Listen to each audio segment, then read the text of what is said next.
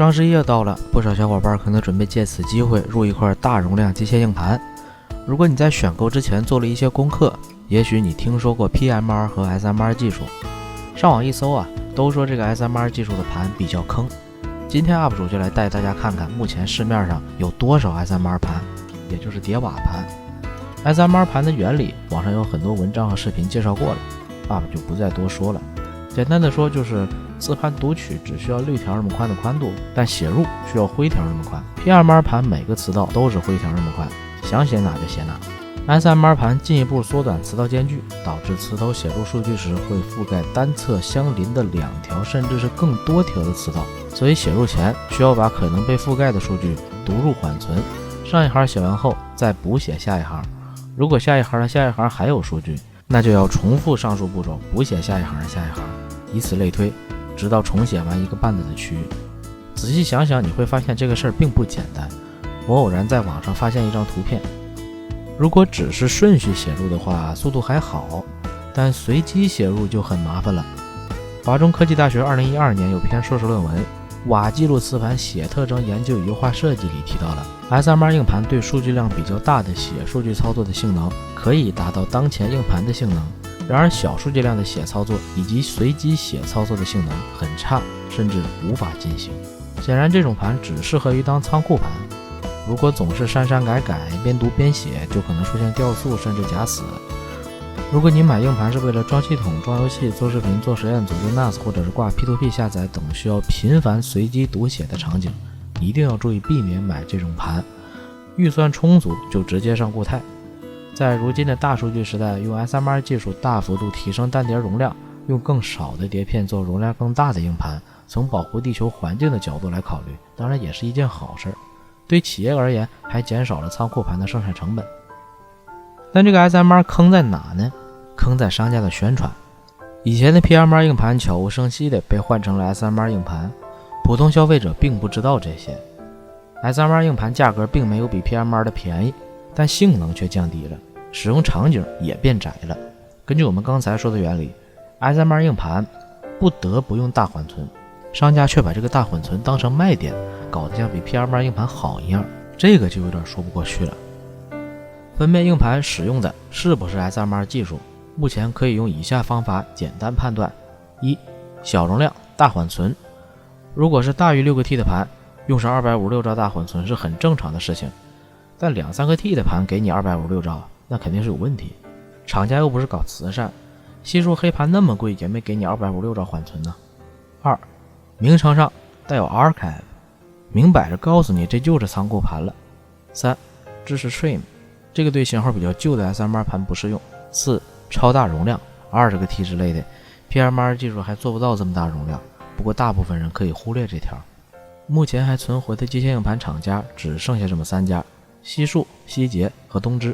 我们挨个看看。先说希捷吧，毕竟是它起的头。希捷酷鱼系列目前京东在售的除了1T 之外，全部都是 SMR 盘，因为单碟1T PMR 就能做到，根本没有必要 SMR 也不一定非得是5400转，7200转的这不一样也能做吗？酷狼的 NAS 存储系列目前没看出什么问题，酷鹰监控盘汇入2个奇怪的5400转。再看西数蓝盘，注意看型号， EZEX 是最经典的7200转蓝盘， EZRZ 是原来的5400转绿盘，但也是 PMR 盘。 EZAZ 目前看来就是叠瓦盘了。红盘里也出现了倒数第2个字母是 A 的型号，其中2T 的肯定是 SMR， 但 6T 和 8T 就不太好判断了。东芝这边台盘和监控盘看起来都没什么问题，并且台盘都是7200转的。企业盘就不多说了，官网一般都会提供详细的数据手册。10T 以内的厂家也不敢用 SMR。 那笔记本硬盘呢？很可惜，目前在售的1T、2T 的笔记本硬盘基本上都是 SMR 盘。我自己在用的有一块 1T 的日立 HTS 72110A9E630，单碟500G 7200转32兆缓存是我比较推荐的，但京东自营上已经下架，其他渠道买到的也不能保证是全新盘了。至于 2T 的三星 ST2000LM003， 单碟 667G 5400转32兆缓存，早就停产了，要么是二手，要么是清零盘。硬盘这种东西还是不建议买二手。不过500G 的也未必就是 PMR， 比如这个128兆缓存的，正常来说500G 的盘给你16兆缓存就不错了。那移动硬盘呢？移动硬盘本来就是用于归档的，用 SMR 盘很正常。随着 SSD 价格越来越低，越来越多的人买机械硬盘只是为了作为仓库盘使用。厂商发现用更少的碟片造出更大容量的硬盘也能满足大部分消费者的需求，当然会大力推广这种技术。但为了推广这种技术，厂商并没有告知消费者它的弊端，甚至没有告诉消费者硬盘采用的是哪种技术，就当无事发生。固态硬盘这边也一样，厂商发现 QLC 也能满足大部分消费者的需求，那以后 TLC 也不给你用了。所以 UP 主做这期视频的目的就是想让更多的消费者知道这一事实，在选购机械硬盘的时候，根据自己的需求谨慎选择，不要简单的只是认准一个牌子。SMR 盘相比 PMR 盘有什么缺点？上面已经说过很多了。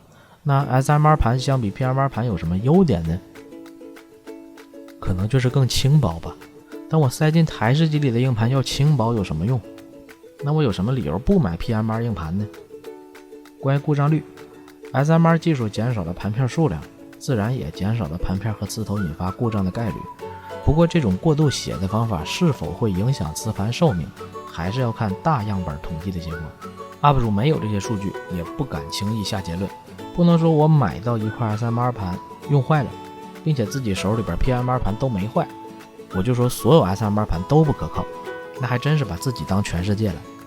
UP 主自己在使用 SMR 盘当仓库盘时，并没有遇到严重到不能忍受的掉速情况。当然 UP 也不想尝试用 SMR 盘装系统或者挂 BT 下载来折磨自己。PMR 和 SMR 硬盘也都用坏过。作为普通消费者，与其纠结于 SMR 技术是否可靠，不如将重要数据及时备份。那么本期视频就到这里了。如果对你选购机械硬盘有所帮助，不妨3连支持一下 UP。我是会飞的卡林，我们下期再见，拜拜。